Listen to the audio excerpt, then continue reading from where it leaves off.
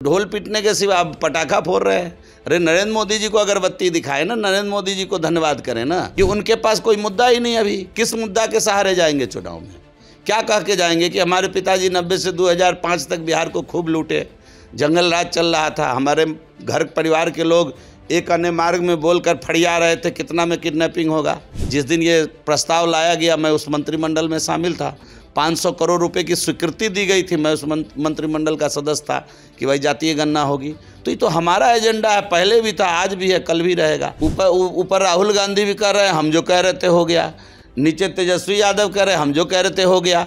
और राहुल गांधी के पूरा खानदान इस देश के अंदर प्रधानमंत्री बन करके सरकार चलाए तो क्या हो रहा था? हाथ थरथरा रहा था जातीय जनगणना करने। जातीय जनगणना को लेकर पूरे देश की सियासत तेज है। विपक्ष लगातार क्रेडिट पॉलिटिक्स खेल रहा है, तो वहीं विपक्ष के द्वारा दावा किया जा रहा है कि ये समाजवादियों की शुरू से मांग थी कि पूरे देश में जातीय जनगणना करवाई जाए, और ऐसे में एनडीए सरकार को अब जाकर समाजवादियों की मांगों को पूरा करना पड़ा है, ऐसे में झुकना पड़ा है। इस वक्त हमारे साथ बात करने के लिए बिहार सरकार के मंत्री जीवेश कुमार मिश्रा हैं, जुड़ेंगे, बात करेंगे। जीवेश जी, क्रेडिट पॉलिटिक्स खेला जा रहा है, कौन है समाजवादी? लगातार तेजस्वी। अरे समाजवादी कौन है? आप अपने स्टेटमेंट में बोल रहे थे समाजवादियों की बात। कौन है समाजवादी? किसको आप समाजवादी कह रहे हैं? इस देश में समाजवादी नेता अगर कोई आज के दिन में बचा है तो केवल नीतीश कुमार है, और ये तेजस्वी यादव समाजवादी है। परिवारवादी को आप लोग समाजवादी प्रचार कर रहे हैं, उनके एजेंडे पर काम कर रहे हैं क्या? और मुलायम सिंह यादव का बेटा समाजवादी हो गया, वो परिवारवादी है कि समाजवादी है? जो समाज की चिंता करता है वो समाजवादी है। परिभाषा नागरिक शास्त्र इसका स्पष्ट रूप से कहा, 8वां 9वां में पढ़ाई होता है वो। पर समाज की चिंता करने वाला समाजवादी और परिवार का चिंता करने वाला परिवारवादी।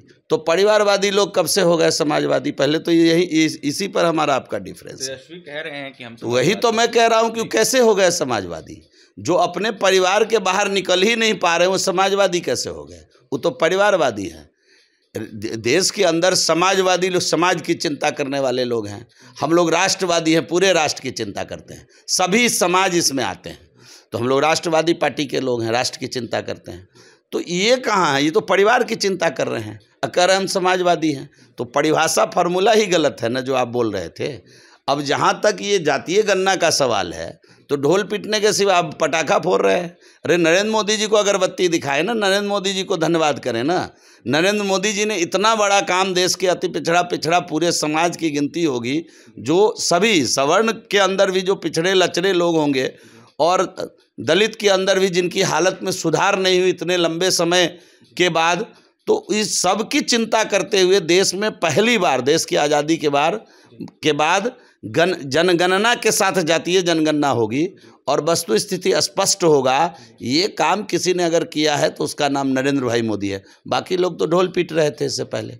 और बिहार के अंदर किसी ने किया तो नीतीश कुमार और एनडीए नीति वाली सरकार थी, हम लोग उस सरकार में शामिल थे। मैं भी कैबिनेट मिनिस्टर के तौर पर जिस दिन ये प्रस्ताव लाया गया मैं उस मंत्रिमंडल में शामिल था, 500 करोड़ रुपए की स्वीकृति दी गई थी, मैं उस मंत्रिमंडल का सदस्य था कि भाई जातीय गणना होगी। तो ये तो हमारा एजेंडा है, पहले भी था, आज भी है, कल भी रहेगा। इसको करेंगे। देश हित में सभी जातियों की गणना बहुत पहले होती थी, अब फिर से करेंगे उसको। तो ये तो निर्णय देश के यशस्वी प्रधानमंत्री आदरणीय नरेंद्र भाई मोदी जी लिए हैं। अब विपक्ष को ऐसा लग रहा है कि उनके पास कोई मुद्दा ही नहीं। अभी किस मुद्दा के सहारे जाएंगे चुनाव में?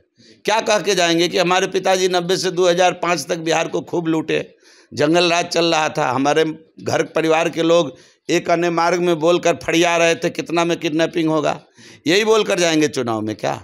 तो एक मुद्दा पकड़े हुए थे, मुद्दा विहीन हो गए, तो हमारे मुद्दे में अपने मुद्दे को लटकाने का प्रयास कर रहे हैं। अभी नेता प्रतिपक्ष का सोशल मीडिया पे ट्वीट आया है, उन्होंने दावा किया है कि उनके एजेंडे को जो आप पूछ रहे हैं मैंने पहले कह दिया ना कि उन किस मुद्दा को लेकर चुनाव में जाएंगे। आप जो पूछिएगा वो तो मैं पहले बता दिया, उनके पास मुद्दा ही नहीं है। पूरा का पूरा विपक्ष इस समय मुद्दा विहीन है।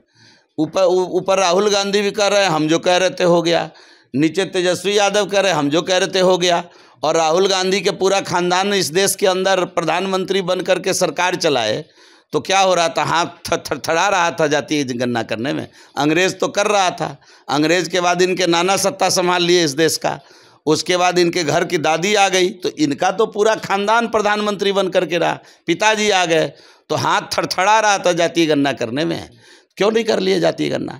तो जो नरेंद्र मोदी जी ने इस देश के अंदर हिम्मत किया, आज उस हिम्मत के पीछे अपना अपना भोंपू बजा रहे हैं कि हमरे कहने से हो गया, हमरे कहने से हो गया। 4 गो सांसद नहीं है, इनके कहने से नीति बदल जाता है, नियत देश का। ऐसा बात ये लोग करते हैं, तेजस्वी यादव और राहुल गांधी।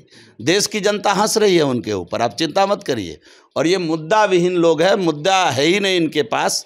चुनाव सामने सर पर है, इसलिए हमारे मुद्दे में मुद्दा तलाश रहे हैं, मुद्दा है ही नहीं उनके पास। देखिए, विपक्षी दलों के पास मुद्दा है नहीं, ऐसे में एनडीए के मुद्दों को देखते हुए अपना मुद्दा तलाश रही है। लोग मुद्दा विहीन राजनीति करते हैं। राहुल गांधी, तेजस्वी यादव, बिहार सरकार के मंत्री जीवेश कुमार मिश्रा थे इस वक्त हमारे साथ, जहां जातीय जनगणना को लेकर अपनी बातें रख रहे थे और विपक्षी दलों को जमकर निशाने पर ले रहे थे। पटना से सहयोगी विकास के साथ